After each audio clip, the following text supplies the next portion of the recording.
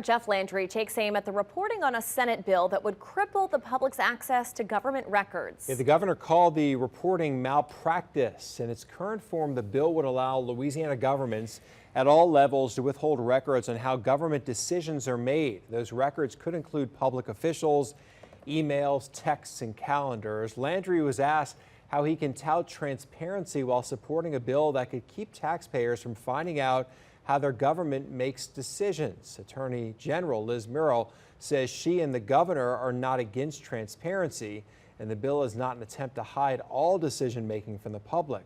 The governor has said the existing law has allowed what he calls senseless requests that hamper government. A political analyst from Dillard University says the governor's recent comments are an overreaction.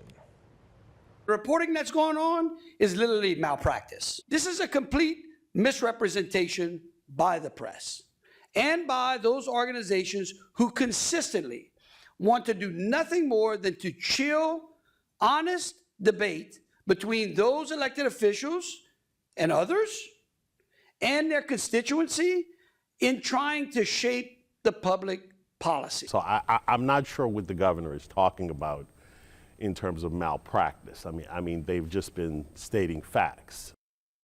Senate Bill 482 is passed out of committee. Senator Heather Cloud, who introduced the bill, indicated it will be amended, but did not say how.